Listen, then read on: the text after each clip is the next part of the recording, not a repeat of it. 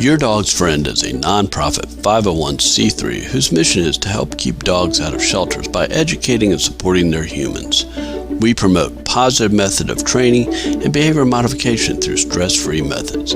As part of that mission, we offer free webinars like the one you're about to watch. Subjects range from dog behavior, stress-free training, and other tools to help you understand your relationship with your dog. If you like the webinar, be sure to give us a thumbs up. Click the notification bell and subscribe to our channel. By subscribing, you'll be notified when future videos are posted. Now enjoy the webinar. Hello, everyone. Welcome back to another webinar sponsored by Your Dog's Friend. Today's webinar is how to stop unwanted behavior, which, in case this makes you feel better, may be why I'm expecting a lot of you to attend. Our speaker today is Laura Sharkey, who will be joined during questions by fellow trainer Erica Pitlavani. Laura has owned and led WOOFS Dog Training Center in Arlington, Virginia since 2002. A Karen Pryor Academy certified trainer, Laura regularly presents to her peers at professional training conferences across the country. Her strong science background, including a PhD in molecular biology, drew her to the modern humane rewards-based training methods used at WOOFS. Please put your questions in chat. Erica and Laura will get to as many as possible. Some will be during the presentation, most will be at the end. With no further ado, let's get going. Over to you, Laura. Awesome. Thank you. Welcome, everybody. I want to just jump right in about stopping unwanted behavior. And I wanted to start by mentioning that I think the title of this talk is really great. And I did not come up with it myself. It was presented as an option to me. And one of the things I like about it is the term unwanted. Sometimes we refer to it as bad behavior or misbehavior, or I don't like what my dog is doing right now. And it's really, really important to acknowledge that the behaviors we're talking about are unwanted or undesirable. They're not bad. Right? Your dog isn't necessarily being bad. They're just doing something that we would prefer that they not do. And so the unwanted part is almost exclusively, it's unwanted by the humans in the dog's life. It's not, to the dog, it makes complete sense. It's completely reasonable behavior to the dog based on the environment that they're in and their genetics and their learning history, which we're going to get into. So I tend to refer to them as undesirable behaviors. Unwanted behaviors is great. I almost never refer to them as bad behaviors because, like I said, it's all relative, and what the dog thinks they're doing is completely reasonable to them, which is part of the problem. So I deal with most of the training requests that come into WOOFS, and the number one thing people say when they are looking for training is usually, how do I stop my dog from blank, right? Whatever. And if I already see one: leash lunges, excessive barking, stubborn and bossy while walking. We'll talk about that a little bit later. But fill in the blank, demand barking, right? So everybody just fill in the blank. Tell me, what are some of the things that you think that you would like to change, a specific behavior that you would like to change in your dog, right? And pulling up the carpet, that's a good one. Because all of these things, table surfing, with that little dog, Jamie, come on. Chasing the cats, that's one I'm currently working on with a bunch of clients. Reactivity is something that we're always working on. Barking, lunging, but here's a list of some of the more common ones that we see. Jumping. Everybody wants to stop their dog from jumping up. Everybody wants to stop their dog from pulling on leash, barking and lunging at people or dogs, either, usually on walks. We usually call this reactivity. Chewing things, chewing the furniture, usually with puppies, going to the bathroom in the house, etc., etc., etc. Picking up items, killing birds. Yeah, that's a rough one. We're probably not going to change that, Karen. I'm sorry. And we can talk about why later on. But it's basically always, I need my dog. Now, there is an alternate request. Is a lot of times people say, I just want to train my dog. And that's just, a basic obedience class. Let's get started. Let's teach you the ropes. But the second thing that we always, like I said, is we always see, like, please make my dog stop doing X. And so the plan for any behavior that you don't want, that you want to stop from happening, involves two techniques. There's two things we can do to deal with an unwanted behavior. The first is management. The second is we can train an alternate behavior. Management is always the first line of attack for any behavior that you want to stop. Management is awesome because it gets you immediate results. You can make a change and immediately see a marked decrease in the behavior. Unfortunately, management almost always requires some compromise on the person, usually we usually don't want to make that compromise. It's not something we want to do. We want the behavior to stop, but we don't want to do this kind of management. We'll talk about some examples. And the other problem with management is often not a complete solution to whatever your problem is. So I've got a bunch of management going on in my house right now. My adult dogs are in a separate room on the second floor because I'm doing a webinar and I really don't want them barking at the door if we get a delivery. So they're in an upstairs bedroom and I believe they're watching tennis right now on a very high volume so that it drowns out. It's some white noise, so it's drowning out the gate and the box hitting the pavement outside the front door. So management is awesome, but it involves you doing something to change the environment so that the dog does not have the opportunity to perform the behavior that you don't like. So let's look at some examples. Well, actually, sorry. The other thing that we're going to do, and we're going to do this at the same time as we manage, is we're going to train an alternate behavior. You can't just say, I want the dog to stop doing X. You have to say instead, I want the dog to do Y. What's the problem with training an alternative? It's incredibly time consuming. It can take, I've seen a lot of people talking about reactivity and pulling on leash.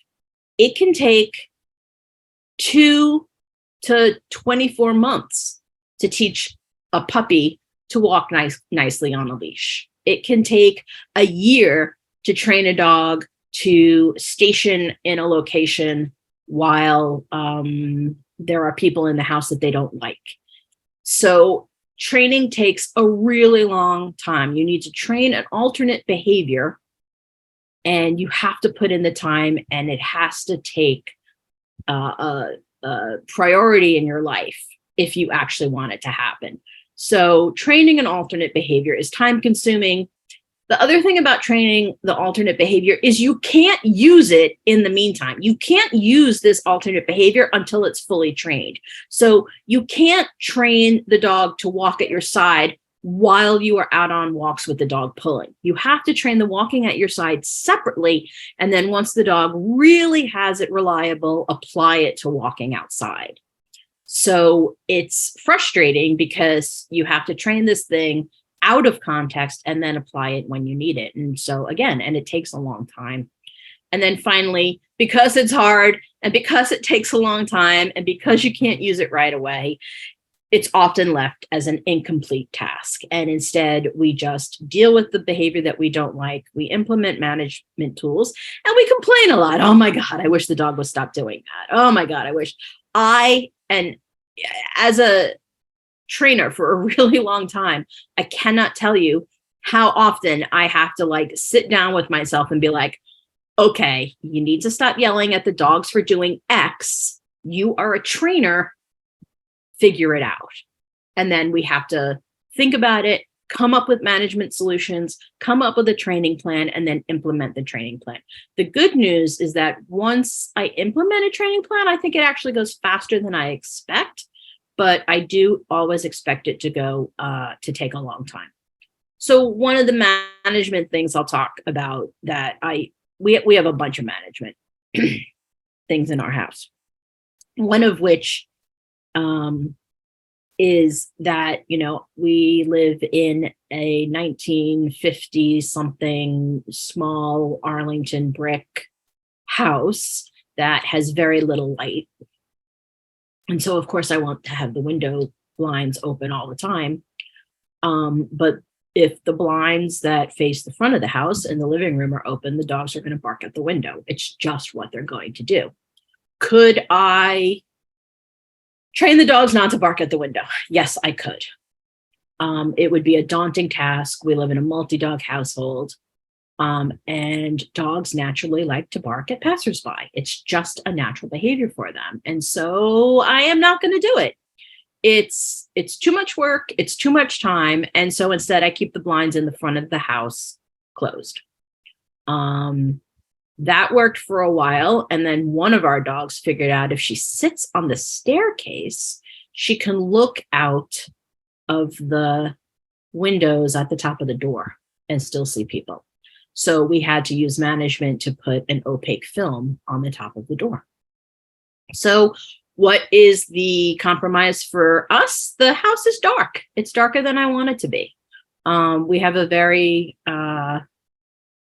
large windows and stuff in an addition that we put on the second floor, but the downstairs is dark, and that's a compromise I've made because I have not trained the behaviors that I want. But what we need to recognize is behavior does not happen in a vacuum. All animals behave. I used to have a joke. I do a lot of puppy training, and people would come in and they'd say, I need him to stop biting. I need him to stop pooping in the house. I need him to stop peeing in the house. I need him to stop chewing my stuff. And I need him to stop barking in the crate. And I think it's amusing because we get a puppy, and puppies naturally, their natural repertoire of behaviors is pooping, peeing, crying, chewing, and biting. It's just what they do, right? So we get this thing that we say we want, and then we immediately want to make it stop all the things that it naturally does, right? So that's problematic, and that's where the clashes come in. So all animals behave naturally. There's a natural repertoire of behaviors, but every individual, and we'll talk about dogs, but also people, every individual behavior is a result of their genetics, their behavioral history, what they've done in the past, what they've lived through, what has happened, any trauma, and the current conditions. So I don't know about you all, but this spring, I did not build a nest. I did not build a nest in a bush or a tree to hatch any eggs. And that's because my genetics do not prescribe building a nest. Those are genetically driven behaviors of birds. They're not genetically driven behaviors of humans. So I didn't build any nests this spring. I do not have a behavioral history of building nests, so it isn't something that I'm familiar with. And nothing in my current life makes me want to have a nest, although I do have some nesting behaviors that we could talk about in a completely different context. So every individual, every dog, every animal, every human is a behavior analysis, a study of one. It's what does your genetics tell you to do? What does your behavioral history tell you to do? And what are the current conditions that you're living in? So these are all things that we have to take into consideration when we're talking about changing an animal's behavior. So let's go back to that number one request. How do I stop my dog from any of these things or any other things you can think of? My first question to you is, tell me about your dog. How old are they? What breed are they? How long have you had them? Is it a rescue dog that they're 2 years old, but you've only had for 7 weeks? What is their personality? Are they fearful? Are they gregarious? Are they full of anxiety? Are they like maniacs that are literally bouncing off your furniture and your walls? And then I'd want to know, where do you live? Are you in an apartment? Are you in a house? Do you have a yard? Is it a urban environment? Is it a rural environment? All of these things go into the behavior analysis to determine how we can help you solve your problems. Because when I'm asking about your the dog's age and the breed, that's the genetic component, right? If you have a border collie and you're like, he stares at me all the time, I'm like, yes, well, he's a border collie. Or if you have a beagle and you can't get them to walk because their nose is on the ground all the time, well, yes, that's a beagle. It's a scent hound. That's their genetics. If you have a 4-month-old who is chewing everything in your house, that's an age prescribed behavior. Baby teeth fall out, adult teeth come in, and the dog starts chewing everything. It's the destructive chewing phase of their life. Some dogs never go out of it. Most dogs do by the age of 2, sometimes 3, depending on the dog, sometimes 7 months. But all of those behaviors are genetically driven, okay? Again, how long have you had the dog and what's their personality? What is their behavioral history, right? Have they been reinforced by stealing chicken sandwiches off the counter on a weekly basis? If their behavioral history tells them that counter surfing works, then they're more likely to counter surf.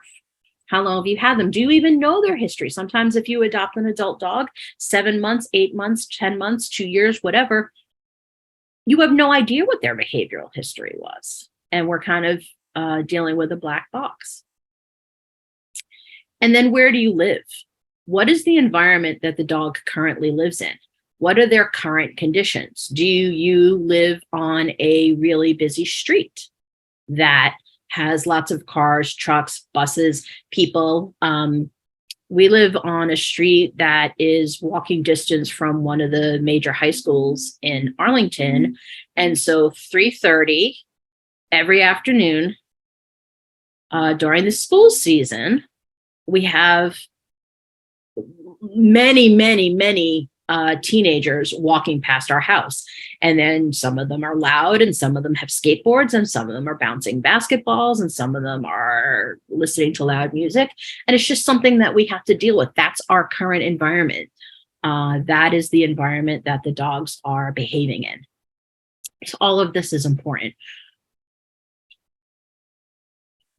Another thing we need to ask is, what purpose does the behavior serve? It's really, really important to ask yourself, okay, why is the dog doing this? Because if we can figure out why the dog is doing this, we may be able to convince them to do something else. But we always need to meet the need that the dog is expressing through their behavior. Every single behavior has a purpose. Right now, I'm lifting up a bottle of water and I'm going to take a drink because my mouth is dry because I'm doing a lot of talking.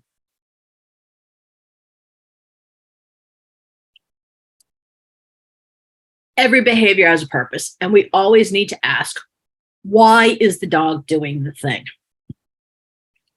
What are they trying to achieve? And we tend to get a little mixed up by this, and I'm going to try to help parse this apart. You could say that I lifted up this bottle of water because I was thirsty. That is true. My thirst made me lift up the bottle. But the real reason I picked up the bottle was to bring it to my mouth and take a drink. It's a little bit in the weeds, but we're gonna get into it just a little bit. So we're going to do this by using an example. A scared dog that is growling and barking at strangers or a stranger. So let's break this down. Everyone is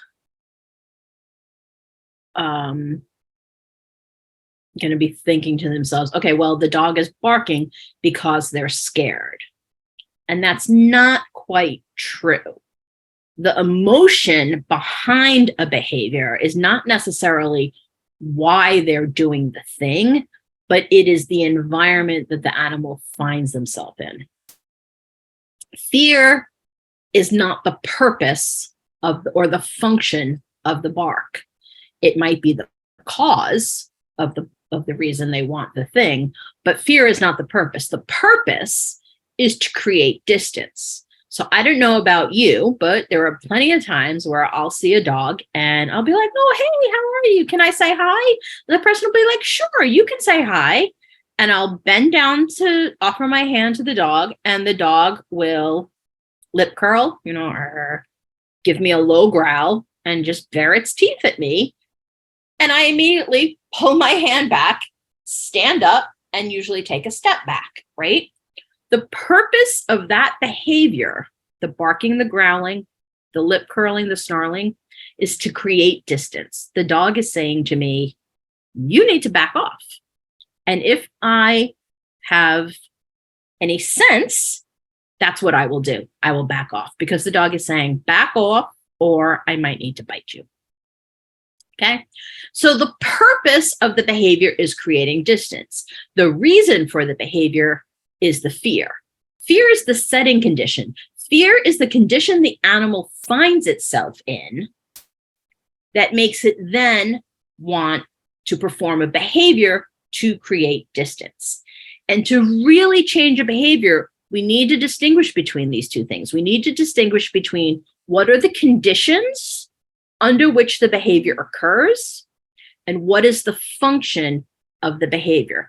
The conditions is what happens before the behavior, and the function is what happens after the behavior. So in order to delve into this, we're going to revisit the ABCs a little bit. What are the ABCs? We all know the ABCs. Anybody who has trained a dog to do anything at all, sit, lie down, come, give paw, roll over, anything at all, knows what the ABCs are. The A stands for antecedent. Antecedent is just a fancy way of saying whatever happens ahead of time, what immediately happens before the behavior. B stands for what is the behavior that we want, what is the behavior that the dog is going to perform. And C is what is the consequence of the behavior, what is the function of the behavior. So when we're training a behavior we want, okay, we're really used to this. The antecedent is the cue. We stand there, usually with a treat in our hand, and we say, sit. The dog sits, and then they get a treat. So the cue, the antecedent, the thing we do before the behavior is we give the cue. Then the dog does the behavior we want, and they get a treat. The dog isn't really sitting because we say sit. The dog is sitting because they're going to get a treat. Okay, so the function of the sit is for the treat to be delivered. And then if the dog likes the treat makes it more likely that the dog will sit the next time we tell the dog to sit. So we're all familiar with that ABC. ABCs are still in effect when we're dealing with an unwanted behavior, okay? A behavior we don't want also has an antecedent. It also has a setting condition, a condition in which the animal finds itself in that results in whatever behavior we don't want them to do, but they feel is necessary. And then obviously there's a consequence to that behavior. So I want to talk about my little scared dog. The antecedent in this case is not a cue that we give, because again, we're talking about a behavior we don't want. So we're not sitting there saying, hey, Could you please go bark at the door for 5 minutes and not stop when I ask you to? Nobody is asking for that. There's other things that are propelling that behavior forward. Those things are usually an emotion, fear, anxiety, a desire to chase the evil UPS guy away. It's the emotion, it's the environment that the dog finds himself in. Anybody with a lab or a golden knows that anytime you find yourself near a lake or a stream, you'd better have a good grip on your leash, or you might end up with a behavior you don't want, which is a really wet and slimy dog, right? It's the environment that indicates to the dog, oh my God, go jump in that water. You need to jump in that water right now. It's 20 degrees out. There's ice on the surface. It doesn't matter. They're like, let's go, right? And sometimes it might be okay for them to do that when you're taking them to the beach and you want them to go in the water, you're taking them to the lake and it's okay to go swimming. But there's plenty of times that you don't want that behavior. It doesn't matter. The environment says jump in the water. So these are the setting conditions. These are the procedures, the antecedents of behaviors. You can call them a lot of things. Basically, it's the conditions that make the dog do a certain behavior. And then, obviously, there are results of the consequences. If the dog is in the environment, they see the water, they go and jump in the water, the result is happiness. They get to swim, they get to cool down, they get to paddle around, they get to chase a bird. Who knows what it is that they're doing. And if that result is reinforcing, the dog is going to do the behavior again, okay? The consequence is the why. Why is the dog jumping in the water? The dog is not jumping in the water because it's there. The dog is jumping in the water because they want to cool down. They want to swim. So let's go back to my little scared dog. The antecedent in this case is that the dog is scared. And for right now, we're going to talk about this example. The dog is scared. It growls and barks at, a stranger, and the person steps back. If the person steps back and the dog is afraid of them, the dog learns that growling and barking works, and the person is going to, people are going to continue to back away from that dog. The function of the behavior is the person stepping back. The function is not the dog is scared. The dog is not, it's not, yes, the dog is scared. Those are the setting conditions. But the function of the behavior is to create distance, to get somebody to step back. Okay? That's the purpose. This, the antecedent, is the setting condition, the conditions under which the dog is likely to growl and bark. Okay? We're going to talk about the things we can change. In order to change B, we have to change the A's or the C's or both. So our dog is scared, it growls and barks, the person steps back. If the person steps back, the dog finds that reinforcing. And so now they're going to say, okay, you know what? Every time I see a person that I don't like, that I'm afraid of, I'm going to growl and bark. And then they will create some distance. They will back away from me. And this becomes a feedback loop. Dogs do not like strangers to approach their home. Barking at strangers, even friendly dogs, bark at the door. They bark when there's a bell. They bark at a knock. They bark when a package is delivered. It's just a natural dog behavior to bark and alert and perhaps protect or let you know that there is somebody on your property. Okay? And what happens when the package is delivered or the mail is put through the slot? What happens? The person leaves. UPS leaves. Amazon people leave. The mail person leaves. And the dog is like, that was awesome. Watch. I bark at the window. The person drops the thing and runs away, right? So again, that is a reinforcing scenario. The dog barks and growls. The person leaves. The dog barks and growls again. The person leaves. And it's a self-perpetuating situation, which is why it is so hard to stop. Because when a behavior is working for our dogs, we have a saying, dogs do what works. If the behavior is working for them, the behavior is never going to stop. Dogs do what works. If it's reinforcing, it will happen again. So this is the equation to understand all behavior. ABC, antecedent, behavior, consequence. When it's something that we want to train, the cue or the presence of the treat or the hand signal to say sit or down or stay is the conditions that the dog says, oh, okay, under these conditions, if I do this thing, I can earn a treat. We're all used to that in behaviors that we want.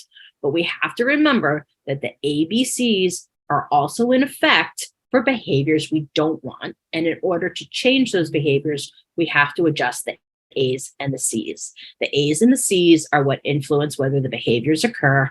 And so that's where we have to focus. So when you're looking at a behavior you don't want, the first thing you have to ask yourself is, under what conditions does this happen? And can I change those conditions? And what are the consequences of the dog's behavior for the dog, not for me? When the dog is barking at the delivery person, I'm just annoyed. Those are the consequences for me. But we want to look at what are the consequences for the dog, and then we have to go from there. So here's our scared dog. Let's just look at antecedents. The dog is scared. Why is the dog scared? The dog is scared because a stranger is present. Is the dog on leash? Is the dog off leash? Maybe the dog is only scared when people come into the house and they are off leash and the person is in their house. I know a dog like this. You can walk her anywhere on leash. She's not at all reactive. She doesn't like to meet people, but she doesn't bark at them. She doesn't growl at them. She doesn't do anything. You walk past her, she'll walk past you. There is no problem. The only time the dog barks and growls is when she is off leash in her house or on leash, but in her house, and a stranger comes in. She can be walked, not a problem. You want to look at all of these things. When is the behavior happening? Is it happening at home or is it happening out on walks? Is the dog okay if a person maintains a distance of 10 feet, but not okay if the person comes within 5 feet? What are the setting conditions that causes the dog to be scared, which then results in them doing a behavior to gain a consequence, right? We need to look at this. If a stranger is present, that's one of the easiest things to fix. Management. Don't have your dog around strangers. We have multiple dogs. When a person comes to our house, a stranger or somebody, even if the dogs know them, we put our dogs away. The dogs automatically go upstairs into a bedroom until the person comes in the house, or maybe the person is only there for a minute. We talk, they get what they need, and they leave. And then the dogs come back out. There's no need for the dogs to be constantly exposed to the strangers, right? That's a management solution. If the dog is okay when a person is 10 feet away, say you've got a dog and you're walking your dog and a person approaches, you can say, hey, hang on. I'm sorry. My dog is nervous around new people. If you could just wait a second, we're going to walk in this direction. And then you walk in a way in which you can increase the distance, right? And not let the person get within 5 feet of the dog. These are all management solutions. We're taking the antecedents. Is a stranger present, on leash, off leash, at home, on walks, 10 feet, not 10 feet. These are all management solutions. So the first thing everybody needs to do when you have a behavior that you don't like is you need to think, can I do something to change the dog's environment so that the behavior I do not like either occurs less often, with less intensity, lasts a shorter amount of time, or the holy grail doesn't happen at all, right? Management. I have a question on this topic. Yes. The question was, what would happen if you're the one being growled at? You would need to back up away from the growling dog. What can you do to not reinforce the behavior in that circumstance? So nothing, honestly. this is a really deep topic.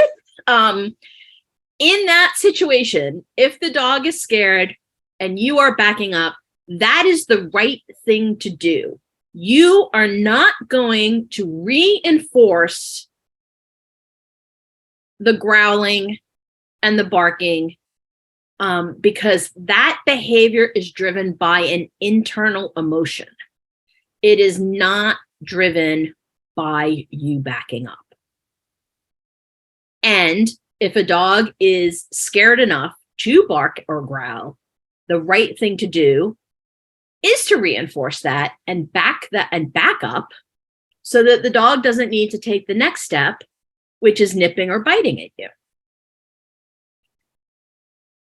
What we want to do instead is manage the environment so the dog doesn't feel scared.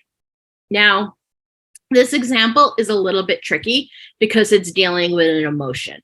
When we deal with an emotion, emotions are internally driven. They are not externally driven. So in order for a behavior that is emotionally driven to be managed, we need to do a little bit more work. It's not just training. It's behavior training. What's the word I'm looking for, Erica? Behavior management, behavior training. It'll come to me if I stop thinking about it. So as a person who is responding to a dog in an emotional state, you don't have to worry about reinforcing the fear. That's not something that happens. The fear happens no matter what. The goal in that situation is behavior change by helping the dog feel less fearful. I'm going to use the best example I have for this. Every day you walk home and you walk past a junkyard or someplace where there's a big guard dog. And every day that guard dog rushes you at the gate, barks and snarls and claws at the gate and tells you, get out of here. And you get out of there. Every day the dog barks and snarls at you, rushes the gate, scares you every time. And so you think to yourself, okay, what can I do about this? If you say, well, I'm reinforcing this dog by moving away, so I'm just going to stand here. It's not a great idea because you're maintaining the dog in a state of high arousal, fear, or aggression. What you could do is you could change the antecedents and you could buy a steak for every day of the week that you walk past there. And every day you walk past this fence with this really aggressive guard dog, you throw a steak over the fence. And the dog is like, and then you walk away and the dog eats the steak. And that's what you do on Monday. And then on Tuesday, you throw a steak. And on Wednesday, you throw a steak. And on Thursday, you throw a steak. And maybe you throw a steak for 3 weeks. Okay? You are not going to reinforce that aggression. What might happen after 15 steaks is the dog might be like, oh, you're the steak person, right? So that's an example of how reinforcing a behavior like that, reinforcing a behavior that is driven by emotion, it just doesn't happen, right? So people will be like, well, the prime example is dogs who are reactive on leash. When I work with a dog who is reactive on leash, I take treats and I treat the dog whether they're reacting or whether they are not reacting, because the reactivity is driven from an internal state of being. And what I want the dog to understand is I'm trying to change the way they feel about stuff, counter conditioning and changing the emotional response. That's what I'm trying to do. So treating the dog when they're quote unquote misbehaving doesn't reinforce the misbehavior. First of all, they're not misbehaving. They're just behaving in response to a stimulus. Okay. We don't like the behavior, but the dog has a really good reason for behaving that way. So you don't have to worry about reinforcing a behavior that you don't like if it's an emotionally driven behavior. Does that make sense, Erica? Yeah, I think so. Okay. If anyone else disagrees, please feel free to pop it in the Okay. chat. Yeah. So, like this, it's just something that you don't have to worry about. I'll give you one more example, which is, let's see if I can get this straight. I'm afraid of tarantulas. And so if you show me a tarantula and I scream and run away, you're going to be like, well, allowing me to run away is reinforcing me screaming and running away. Well, I can guarantee that you making me sit in a room with a tarantula is not going to make me feel better about the tarantula. Okay? Not reinforcing me by letting me run away or by you taking the tarantula out of the room, that is not going to make me feel better about the tarantula. That's not a behavior that is maintained by what you do with the tarantula. It is maintained just simply by my emotional internal state. So it doesn't matter what happens. I'm going to move on. But that is a completely separate area of training that we also do that involves changing the emotional response. We call it a conditioned emotional response. And you can look up counter conditioning and desensitization. That's what changes that kind of emotionally driven behavior. So I am using an emotionally driven example, but we're going to talk about some non-emotionally driven examples. Although you could argue that all behavior is emotionally driven. So let's move on because this is, I know I'm already in the weeds and we don't want to go any further. So the first thing we want to think about is management. Can we make the stranger not be present? Can we maintain a distance of 10 feet or more or whatever it is that dog needs? When we're talking about management, we're talking about antecedent arrangement. Management is the term we use when we're talking to pet owners, but what we really want to look at is antecedent arrangement. They're basically the same thing. So management is the number one rule of unwanted behavior. I can't say this enough. The number one thing you have to do with a behavior that you don't like is do anything in your power to make the behavior not happen. If at all possible, do not let it happen. Now, I know you're all going to explode and be like, but I can't make it not happen. I know. You live in an apartment, you have to walk the dog. You live in a high density apartment. There's a lot of people and a lot of dogs around. There's no way you cannot walk the dog. I understand that. But that's why I'm saying, if at all possible, do not let it happen. If your dog doesn't like strangers in the house, train your dog to be in another room when strangers come over. If your dog likes to bark out the windows, put an opaque film on the windows so they can't see out. It may not completely mitigate the problem, but it might help a lot. The first thing we want to do is think, how can I not allow this behavior to happen? The reason this is so important is because behavior that works is repeated, right? A behavior, if the dog steals a sandwich off the counter, even one time in a week, they're going to keep counter surfing. Behavior that works is repeated. They're going to keep looking on the counter. They're going to keep hoping that you forget and leave something there. What is the management solution for counter surfing? It's putting all food away or up higher than the dog can reach. Okay? Is it inconvenient? Yes, it's inconvenient. I want to leave my bread on the counter. My dog came to me the other day with a half a stick of butter in her mouth. And I'm like, where did you get the butter?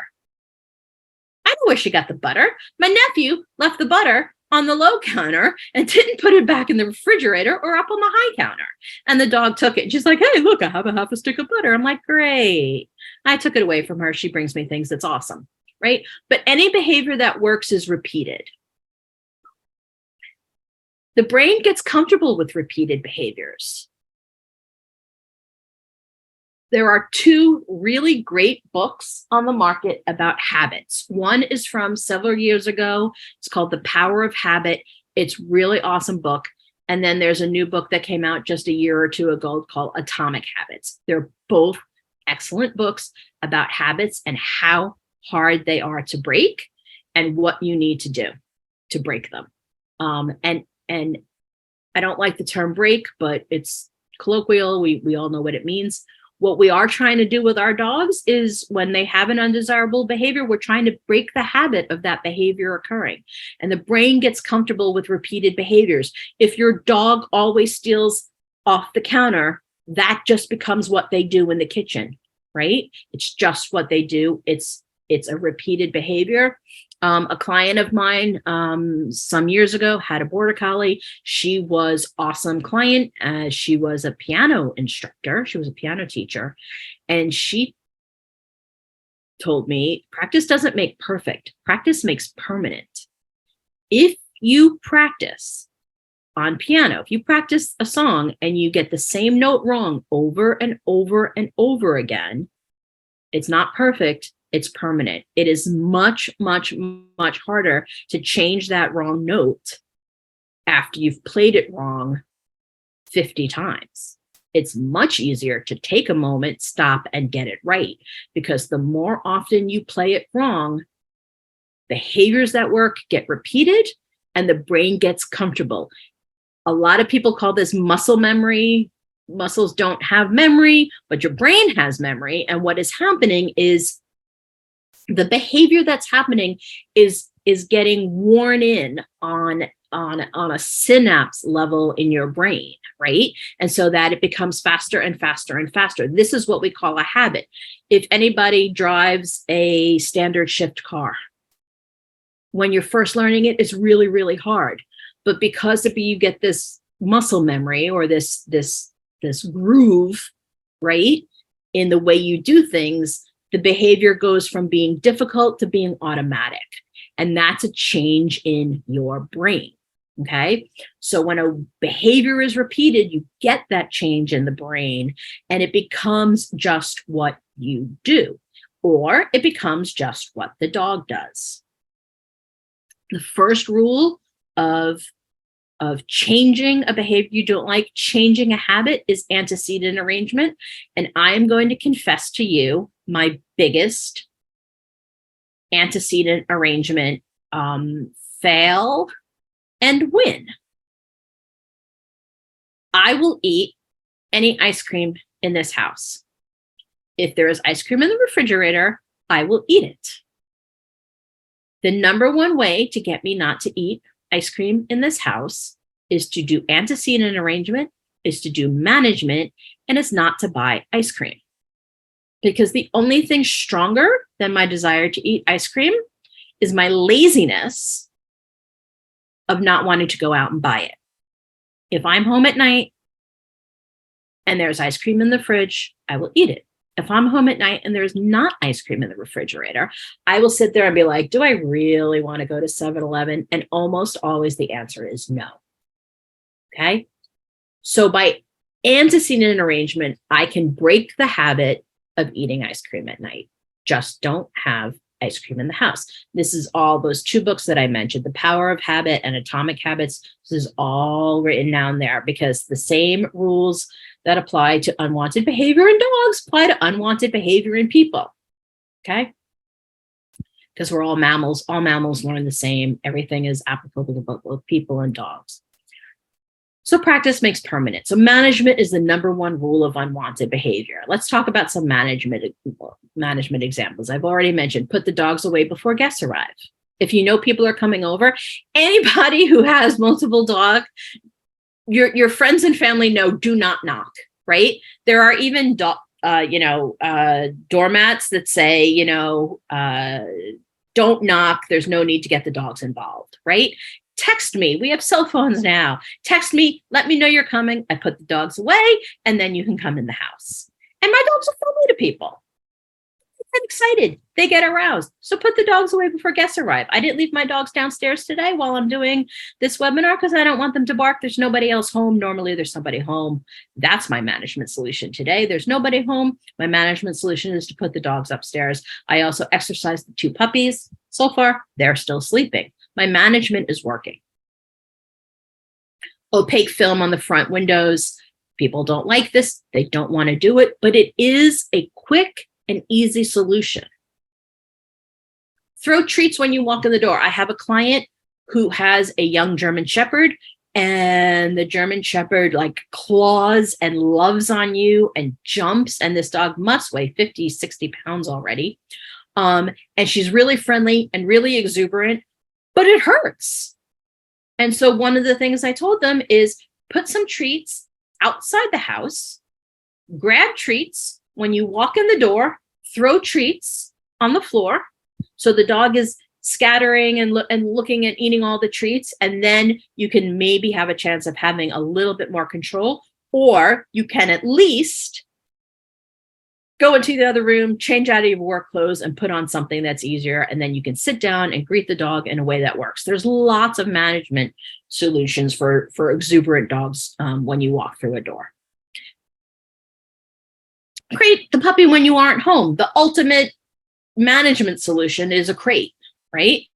A leash is a management solution. What is a leash for? Is to keep the dog safe and within a certain distance from us when we're walking. A leash is just a management solution. A crate is a management solution. Crate them when you aren't home, crate them when you're asleep so that they're not chewing everything in your house and they're not pooping and peeing everywhere. Walking your dog on a gentle leader or a no-pull harness is a management solution. Sit on the ground to greet a puppy. Why do dogs jump on us? They jump on us because they want to get to our faces and they want to greet us. That's the number one reason why dogs jump. They want to get to you, right?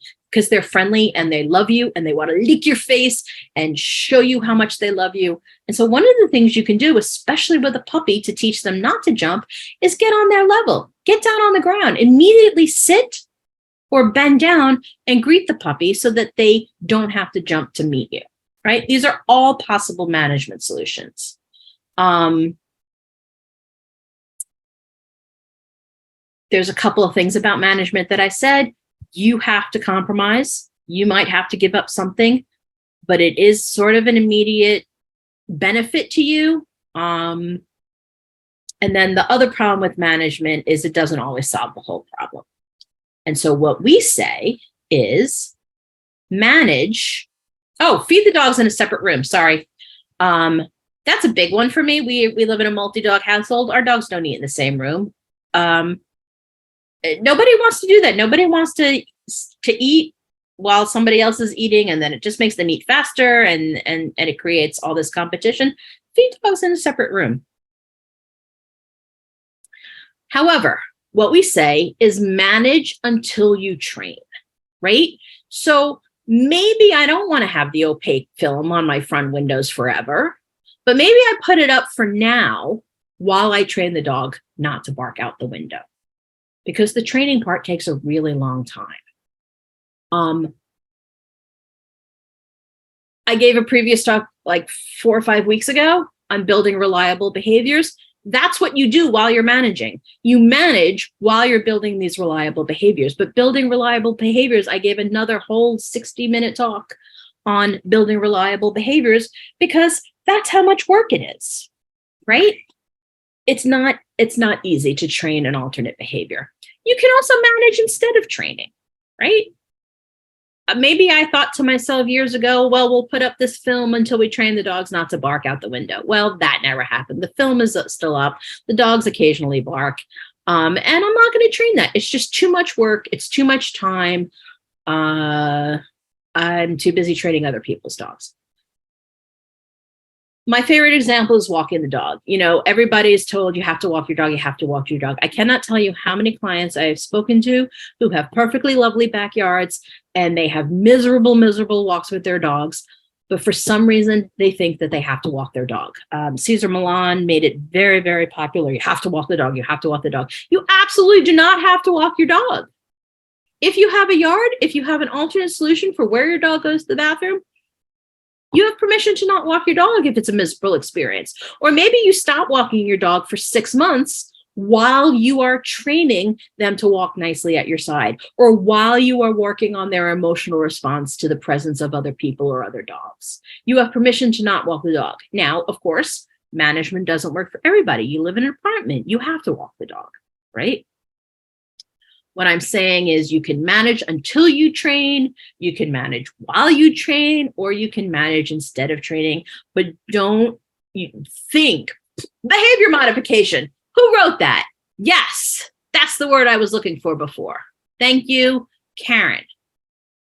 Sorry, just to go back when I was talking about not having to worry about reinforcing an emotional response, when we are trying to change emotional responses, we are talking about behavior modification, which is completely separate from management or training an alternate behavior, okay? When there's a big emotional response involved, that does require extra work, and it does require someone who has experience in behavior modification. All WOOFS trainers have excellent experience in behavior modification. It's a huge part of what we do. Thank you, Karen. So anyway, back to manage until you train, manage instead of training, manage while you train. Management is a huge part of what you want to do. So that's the first thing. That's the antecedent arrangement. Do what you can to change the environment so the dog does not feel the need to do the behavior that you don't want. We're going to switch gears now. And, interesting.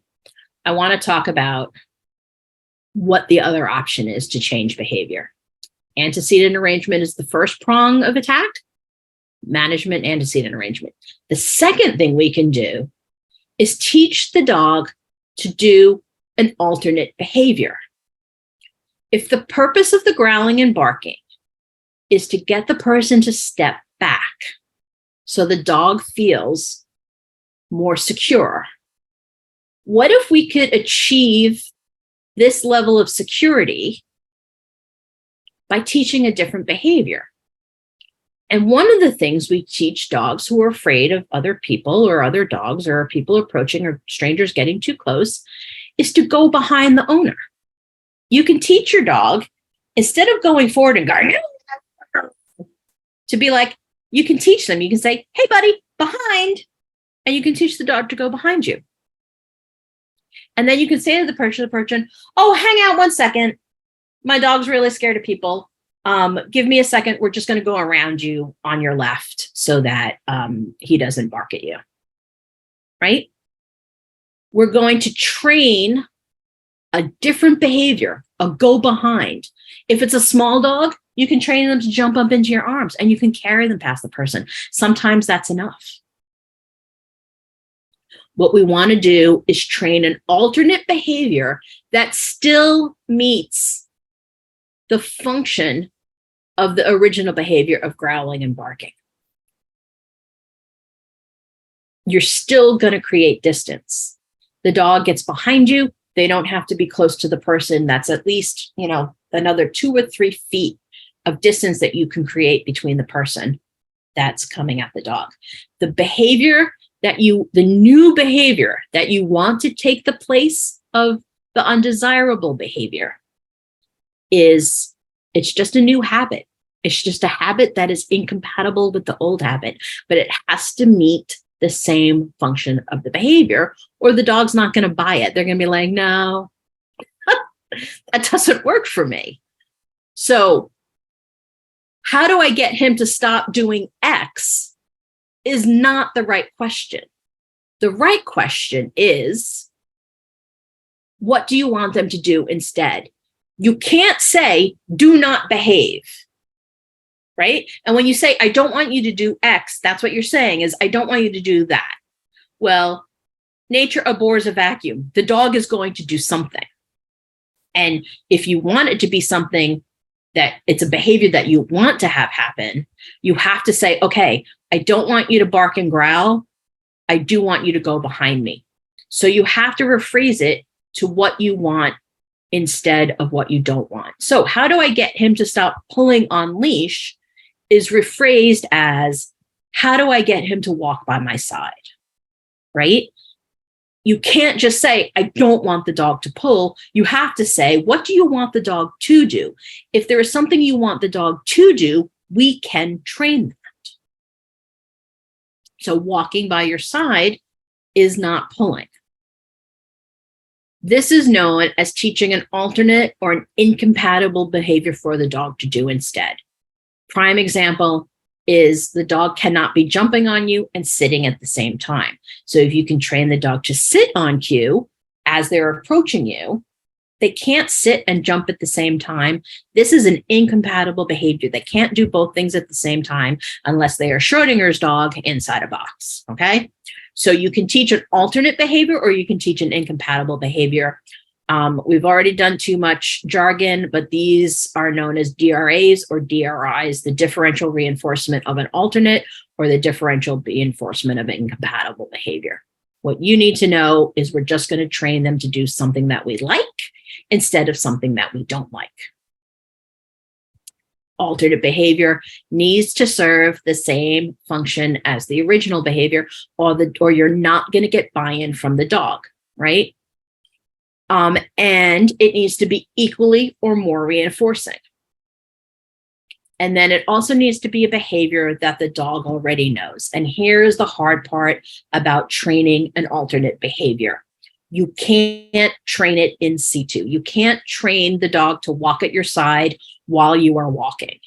You have to train that behavior separately in a basement, in a training center, in a garage, in a backyard, right? You have to train the dog to walk by your side outside of the environment in which they are pulling.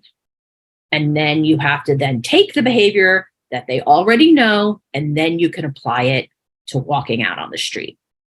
This is difficult. And this is why we often don't accomplish this. So let's look at our ABCs of pulling on leash.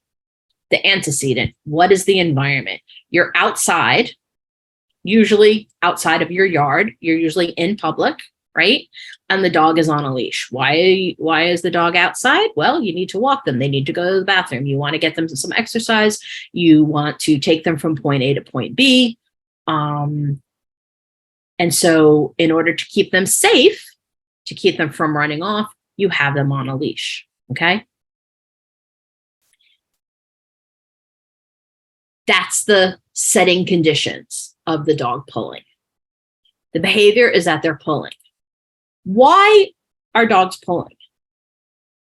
They're not pulling because they're on leash. They're pulling because they want to move faster. They don't want to walk as a human pace. The behavior of walking at a human pace when you have 4 legs, that is not part of their behavioral repertoire. Of course, yes, dogs move from point A to point B, but when they're outside in an exciting environment, they want to move fast. They don't understand why they're walking so slow. And they want to get to where they want to get, which is not always where you want to get. The number one sense for a dog is their nose. It is not their eyes. When we go out, we see all sorts of things, sometimes our noses are engaged. You walk past a place that's, cooking chicken or someone's having a barbecue, our noses are engaged, but most of the time it's our eyes. For a dog, they get out there, they don't see great, but they smell everything. And they want to get to the smells. They want to get up close and personal. They want to sniff everything, and they want to get there faster than you want to get there. Oh, my dogs are barking. Management fails. That's another part of management. Management doesn't always work, but it's all right. It's working well enough. Hey, while we have a break, we had a question. If you could repeat the 2 books that you mentioned earlier about habits. Let's see. Hang on. Let me grab it.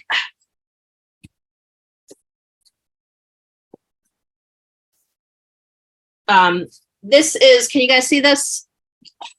This is The Power of Habit, and it's by Charles Duhigg, and it's probably 10 years old. 2012. So, all right, time flies, 20 years old, but it's a really good book. The Power of Habit. And then the other book is Atomic Habits. And unfortunately, it's in the other room with the dogs. It's a much more recent book. I think it's in the last 2 or 4 years. Atomic Habits is another great book about habits for people, for dogs, for basically anybody. You can probably look it up, Erica, while you have a moment, and maybe give people a link. The Power of Habit by Charles Duhigg. James Clear. What? Yeah, Clear. Yes, James Clear. Yes, I think he's the New York Times guy. But it's a really good book too. Also available on audiobook. So yeah, those are the two books. Okay, so where were we? We're talking about changing the behavior, right? So now we're saying, okay, we don't like behavior A, we want to replace it with behavior B.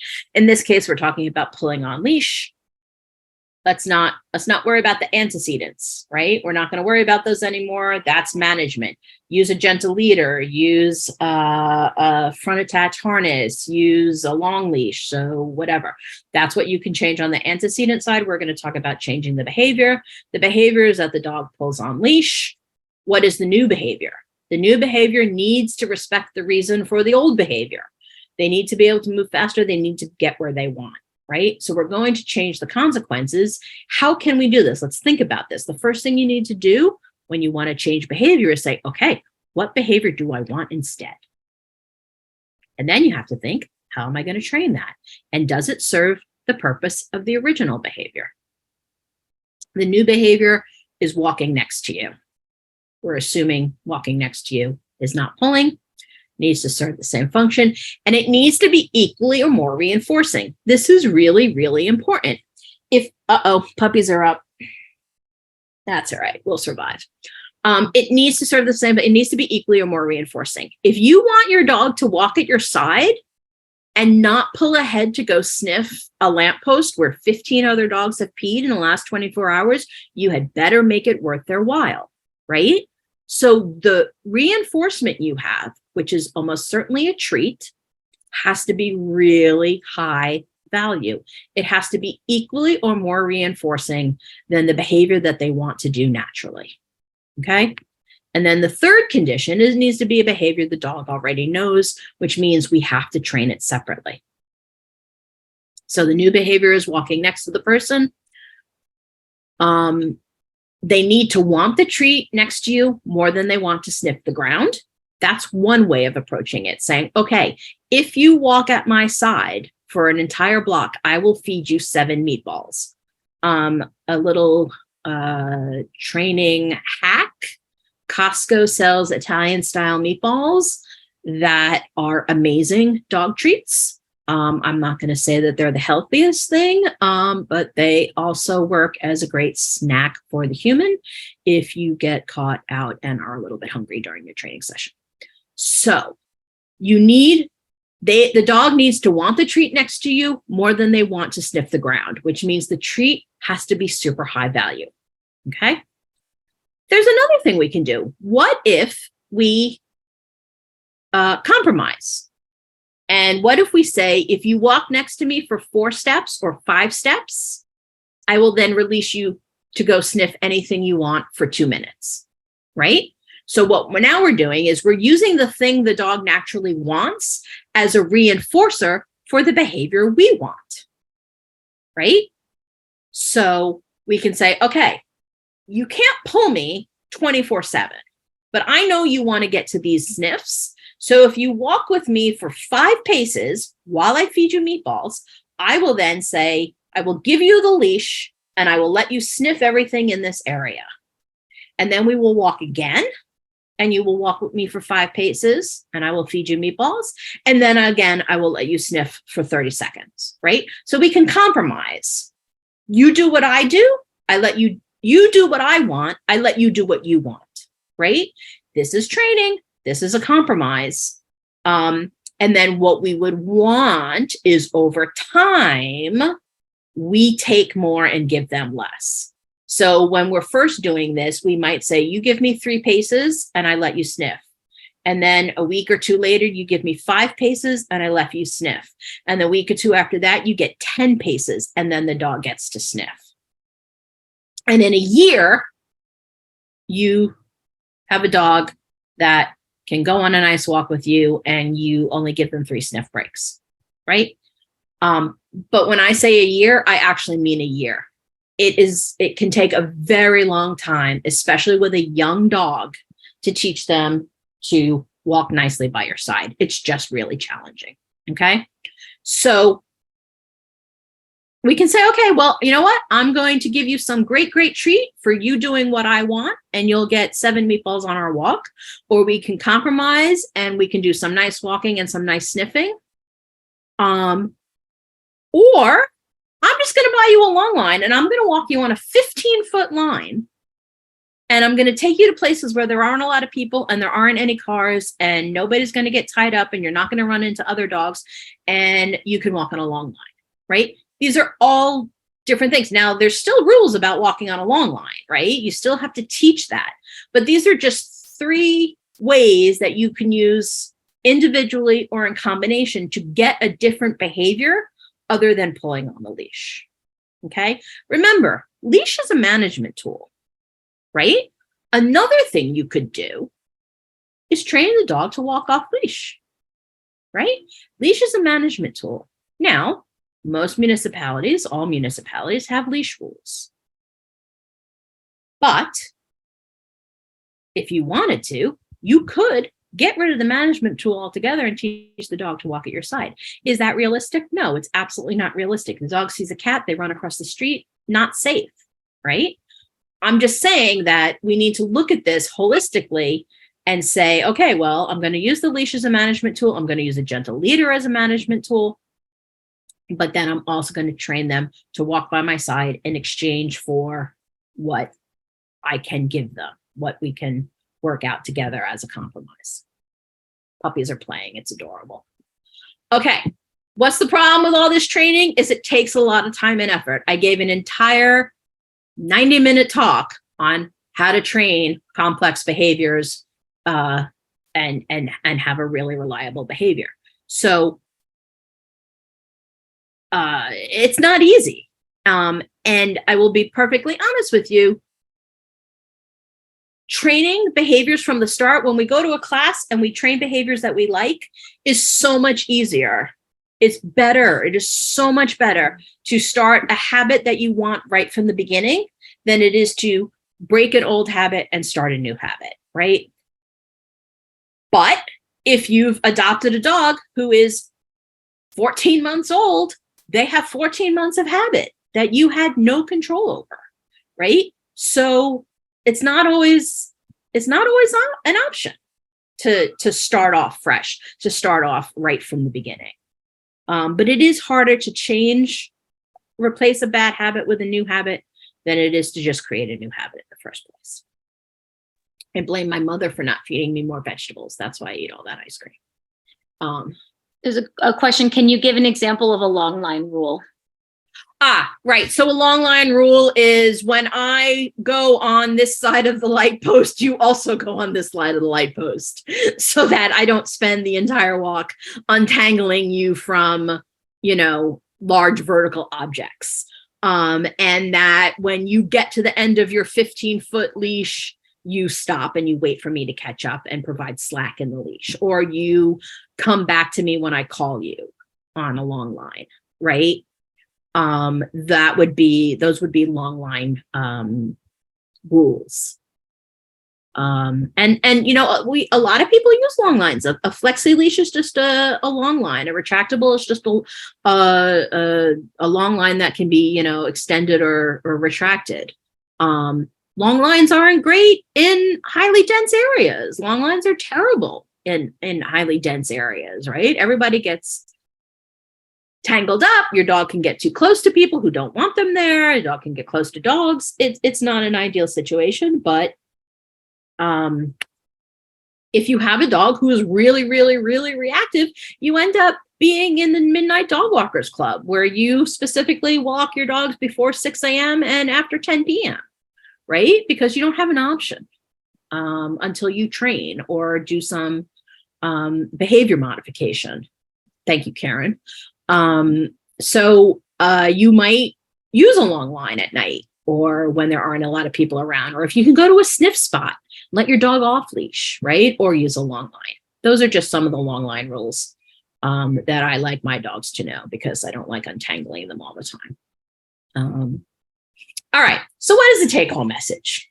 Take-home message from this talk is behavior change is complicated, right? It's not that easy, which is why, hang on, sirens.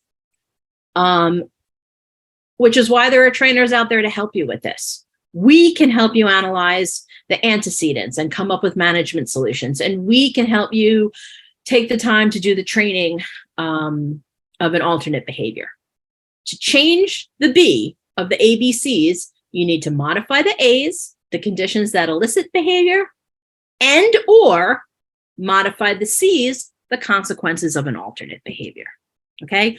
These are the two options for changing a behavior that you don't like. I was thinking about this, Erica, maybe you can come up with it. I was thinking, I don't think there's any other options. I don't think there's anything else. You either change the conditions under which that behavior occurs so that it doesn't occur, or you try to get them to do something else. I think that's pretty accurate. I'm going to have to think about if I can come up with any. Yeah, think about it. Challenge accepted, but I think that's pretty challenge accurate. accepted. Awesome, right? I will say that behavior modification is an additional step for dogs that are behaving in such a way because of a difficult emotion. Difficult emotions could be anxiety, fear. Sometimes difficult emotions are just exuberance, right? Over exuberant 45, 50-pound dog can be, difficult to manage. So managing emotion is an additional component to modifying the A's and the C's. No matter what, you need to consider the need of the dog, the function of the behavior, because if you do not meet that function, the dog is going to continue to behave in a way to meet the function that they need, okay? If you take time to understand why a behavior is happening, you have a better chance of changing it. If you sit down and say, okay, why is my dog doing this? It gives you a better chance of saying, oh, okay, you know what I could do? I could walk him at a different time of day. I could do X, Y, or Z to change the environment, or I can teach them to do something else. But if you understand why a behavior is happening, you have a better chance of coming up with a plan to change it. So first, define the behavior you want to replace. And I mean, don't just say, oh, he pulls on leash, right? Strictly define it. He pulls to get to A. He pulls to get to B. He pulls on the first walk in the morning, but not the last walk at night, right? Because they've got a lot of energy in the morning. So maybe we need to exercise them before we go for a walk. Just FYI, walking is not exercise for a dog. So if you're walking your dog for exercise, you need to immediately figure out a different way of meeting your dog's exercise needs. Different talk. So the first thing, define the behavior you want to replace. Implement a management plan. What can you change in the A category? What antecedent, what environmental situation can you change to make the behavior less likely to happen, or to happen at a reduced intensity or frequency? Third, what is the behavior you want instead? Write it down. Say, I want the dog to do this. I'm working right now with so many clients, and we are training a whole bunch of different behaviors. I'm working with at least two clients that have dogs that chase cats. And I'm working with one client whose dog doesn't like strangers in the house. All three of those, we're working on mat work. We are training mat work. It takes a long time. Fourth, then you have to take the time to train that behavior. Mat work doesn't happen overnight. And certainly mat work in the presence of kitties that are running around is not going to happen in a week, right? You can't do one session with the trainer and think that mat work is going to work. I gave an entire other talk on training reliable behaviors. That it's funny that I did that talk first, because if I had really looked at my schedule, I would have reversed them. I would have given this talk first and said, look forward to talking about how to train reliable behaviors in my next talk. So if you've listened to this, yes. Can you say what mat work is? Mat work is, we call it mat work. It's stationing behavior. It's teaching a dog to go to a spot and stay there. In the situation with the two clients with the cats, we're teaching the dog to stay on a dog bed or some sort of location, which they can stay on while the cats are moving. Trust me, it's taken a long time. I've been working with one of them for months now, and we're finally seeing progress. Yes, place, go to place, mat work, stationing work, it's all the same thing. But it's a way of teaching a dog who is in a state of high arousal to learn to control their behavior, right? It's both dealing with the emotional state and the physical state of the dog at the same time, which is why we like it so much. You kill two birds with one stone, but it takes time. So I think this is it. First, define the behavior you want to get rid of, then implement a management plan, change what you can right away, define the behavior you want to train instead, and then take the time to train that behavior. This is the sticky wicket, right? It's hard. It takes time. Like I was talking before, it can take a year to train a dog to walk nicely at your side. Okay. If you're dealing with a 10-week-old puppy, it might take 2 years, right? They need to grow up a little bit. Thank everybody. I wanted to thank everybody for coming today. I think we had a pretty good audience today. I am happy. I don't know what time it is, 3:20. I'm happy to take any questions. And to let you know that we are a WOOFS Dog Training Center in Arlington, Virginia. We have trainers standing by to help you with the ABCs of all your unwanted behaviors. We mostly do Arlington, Falls Church, DC. But we also are available for brainstorming via Zoom and online consultations. So we're happy to help you guys. Erica, hit me with some questions. I have a question about coming up with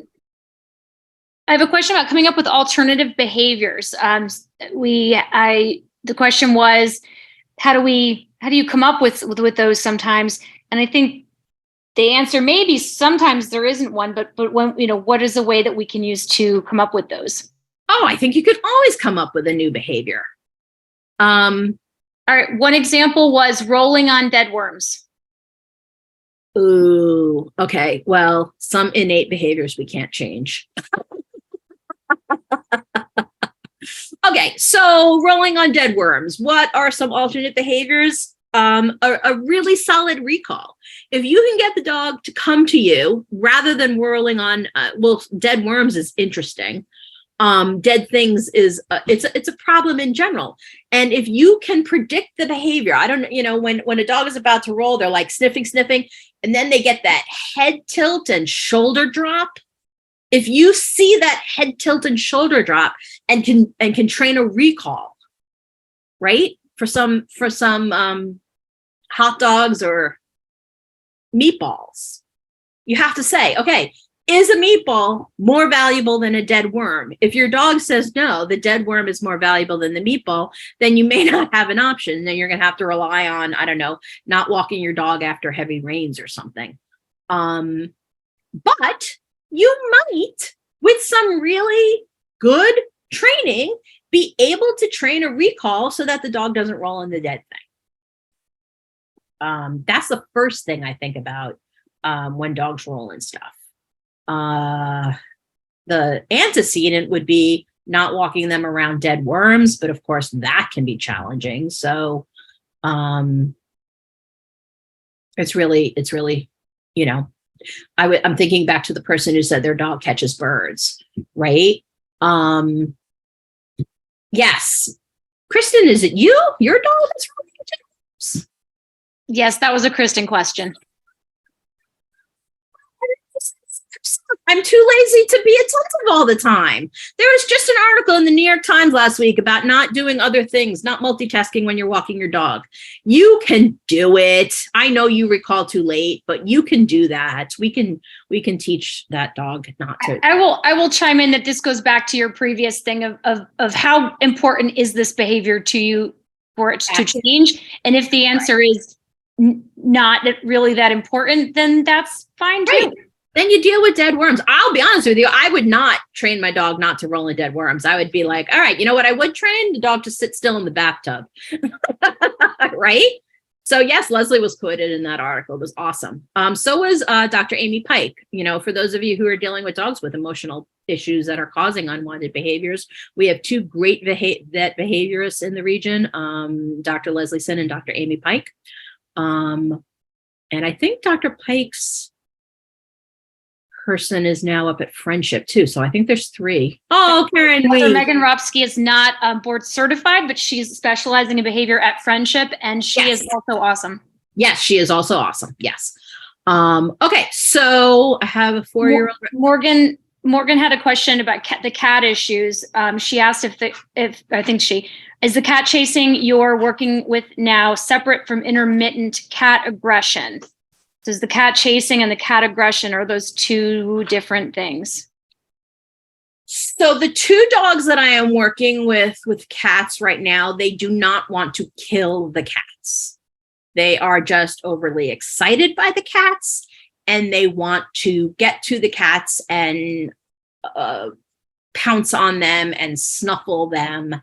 And the cats are like, no, I don't want to do that. In situations with dogs that want to aggress, I was thinking about earlier the dog that is killing birds. And if you're talking about cat aggression, intermittent aggression, meaning the dog is aggressive towards the cat or the cat is aggressive to the dog. If it's a dog being aggressive towards a cat and the dog actually wants to hurt the cat, that is something that I would not rely on training for. That would be a purely management solution where the dog and the cat are separate anytime I think aggression might be happening, which if it could be at any time, then the safety of the cat is the utmost priority. And it is very, very difficult to rely on a trained behavior to overcome a genetically driven behavior, right? And dogs that are crittery or aggressive to small animals, that is most often a genetically driven behavior. All behaviors, can be genetically driven, but if it's a really strong behavior to kill small animals, then the only real solution is to not let the dog around small animals that you care about. Unfortunately, I think training a dog who is actively aggressive towards cats is not something that I would rely on to keep the cat safe. She used to sleep with the cat, and this is developed during COVID. So you know what, Maureen? That would be something that we would, we want to break it down. What is the purpose of the aggression? Under what circumstances is the aggression occurring? Can we change that? She has anxiety and reactivity. Might there be a medical solution if you haven't already seen a vet behaviorist? That would be something you would work with a trainer on, because we want to look at the A's and we want to look at the C's and we want to see what we can do. But again, if it's a really dangerous situation for the cat, then the answer is separation, unfortunately. All right. Nina asked, says, I took my dog's crate away at 9 months, but after COVID, he has more anxiety with people starting to come over to the house, growling and lunging. Do you recommend introducing a crate again to provide a safe space? Absolutely. Fantastic management solution.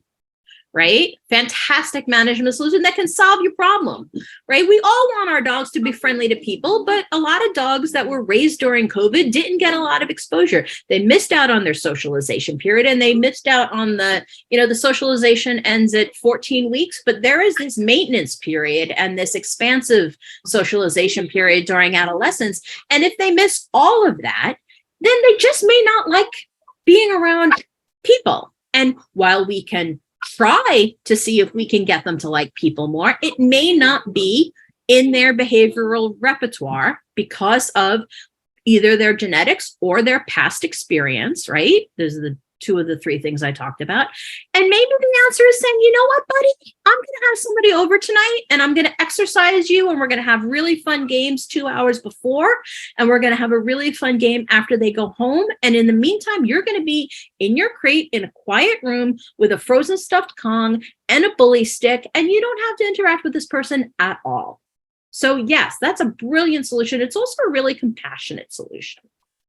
right? If the dog was crate trained and the crate is a safe place for them, then absolutely. I think that's like I said, it's really empathetic and a compassionate solution for the dog. Excellent. FT wrote, I've had a 4-year-old rescue Maltese just over 1 month. She's only 5 pounds and she can get under furniture.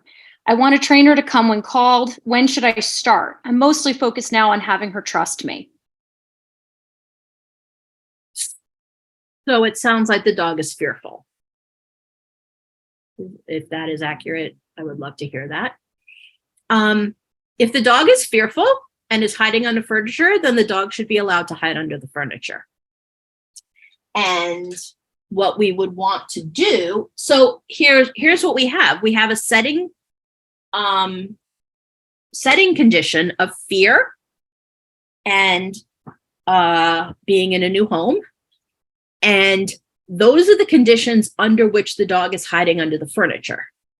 So if we can get the dog to feel better about you, they will almost certainly eventually come out from under the furniture. Not fearful playing. Aha!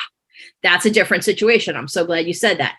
So, yes, there's a bunch of behaviors. A really good recall is going to be the first thing you want to do. And then they said that initially they want to train her to come when called, but where to start on that? Right. So you start on leash. You start on leash or in a room where there isn't any furniture to get under, right? Again, the alternate behavior has to be trained separately from the current behavior. You can't train in the same environment. You have to teach this behavior separately. So you would want to train the recall maybe on a leash so they can't get under the furniture, or in a room where there isn't any furniture that they can get under. Something like that, where you build up this behavior of coming when called, coming when called, coming when called over and over. And it's probably going to take weeks to months, right, of getting this really strong behavior. The other thing is if it's during play, we want to say what purpose in play is going under the furniture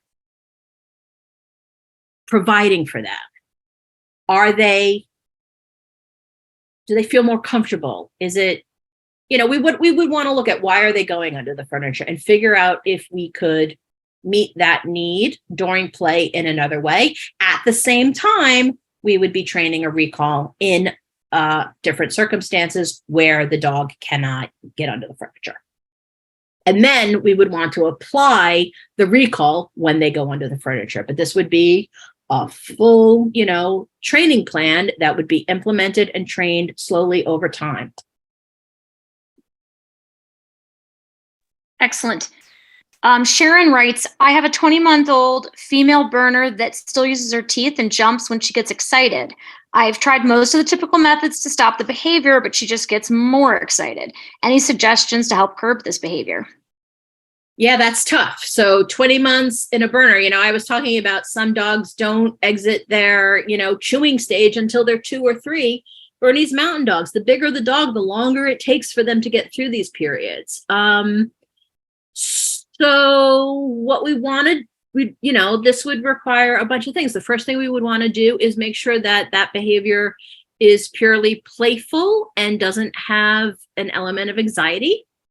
A lot of times dogs biting and mouthing you has an element of anxiety that isn't always obvious. It looks mostly playful. Sometimes it can have some anxiety. So we'd want to confirm that it is just playful. And then what we would want to do is teach the dog to grab something else, right?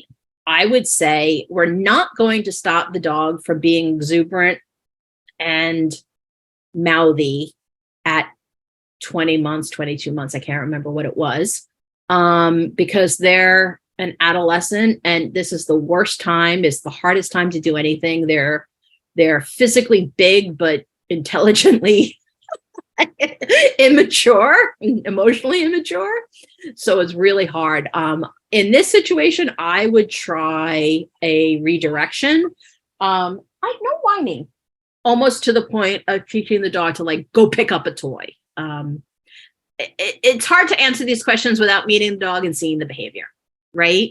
But those are some of the things I would say, okay, so what do we want the dog to do instead? If the dog is jumping and biting on you, I would say I would teach the dog to go get something to bite on and maybe play tug with the toy instead of the dog. Oh no, I see you guys. Instead of the dog biting on you, get the dog to bite on something else. I would try to replace you with another object. And if I can throw in, and another idea might be to use some kind of a trick that's really high energy, not going to a place or a mat, but maybe something like spinning or running to another part of the room, or something that's an alternate behavior that still meets the function of expending energy. Absolutely. Yep. Always want to look at the function, right? Sometimes they just need to expend the energy. You can use stationing in that situation where the dog runs to the station and lies down, and then you can run to me and get a treat, and then run to the station and lie down, and run to me and get a treat, right? Again, looking at the function is going to be critical in this situation. But those are just a couple of different ideas. Doing a trick, like spinning and stuff is really awesome. All right. Excellent. Callie asks, my dog is reactive to other dogs. It doesn't seem to be fear driven. Is there such a thing as excitement reactivity? Absolutely. Absolutely. And in fact, a lot of reactivity can start as excitement reactivity and becomes aggressive because of frustration. Barrier frustration, on-leash reactivity can often absolutely be because of excitement. A lot of times, after a year of being excited to see other dogs on leash and never ever getting to play with them, it might become frustration. It might turn into aggression. So what we want to do is say, okay, so how can we meet this dog's dog-dog interaction needs, assuming that it's not aggressive? How can we meet their dog-dog interaction needs in a way that allows them to walk nicely on leash at other times? So that's what I would say. If it's truly just excitement and it hasn't turned into frustration or barrier frustration or aggression, a leash is a barrier, just like fence fighting. So that's what I would say. All right. Morgan wrote, Morgan had the cat. Yes. Cat and dog. My other dog, who was anxious, neurotic before this, broke her leg several years ago, and ever since, she is almost pathologically defensive of her body. If she perceives something as being potentially painful, which 99% of the time it isn't, she panics and screams, snaps, whines, or cowers, etc. Is there any way that we can use something to reassure her and help get her out of the trauma spiral without overwhelming her? Her overwhelm threshold, once triggered, is non-existent. How old is she?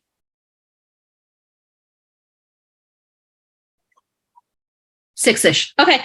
Hi, Hugh and Lisa. That's my new puppy. She wants to come meet you guys. So the first thing I would say is we don't know that she's not still in pain. Could it be the trauma of the pain from the past?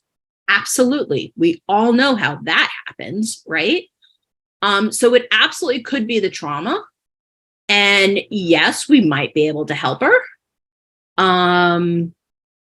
That would require desensitization and counter conditioning. I would also say that we would absolutely want to get her thoroughly checked out by a vet and determine from a veterinarian if we do think she is in any pain. Is there residual arthritis from the break? Did it not heal exactly right? Is there some muscle weakness in that area? Could rehab be a part of this? We tend to say things like they're not in pain. We really have no idea. The dog cannot say, well, actually, no, you're right. It doesn't actually hurt. I'm just scared, right? So the first thing we would want to do is everything in our power to determine whether it is painful. and possibly assume that it is painful. And then whether it is painful or not, embark on a desensitization campaign and see what we can accomplish through desensitization, right? By teaching the dog, okay, if I touch you like this, is that okay? And go from there. But if the dog, trauma, you can't always overcome trauma. It's not always possible. And if the dog isn't on some sort of anxiety medication, I would want a regular vet or a sports vet to check out the dog. And then I would also talk about a vet behaviorist, because the anxiety or fear medication can be really, really helpful in helping the training to stick. Medication like, Prozac or something like that, Prozac, gabapentin, these anxiety medications, they are not going to fix the problem alone. Most likely. If they do, that would be awesome. And training alone is probably not going to fix the problem, but the medications can ease the burden of the fear a little bit so that the training can be more effective. So she's been advised, oh, Morgan, you've already done all the things. All right. Well, then we start desensitizing. We try to desensitize and see what we can do. That would be the plan I have. And the role of desensitization is to start off very, very small and to always keep the dog under threshold. Anytime the dog goes over threshold, then we've gone too far. And that is, that's hard to do and it takes a long time, but I'm game. Let's go for it. I think that's everything. All right. Awesome.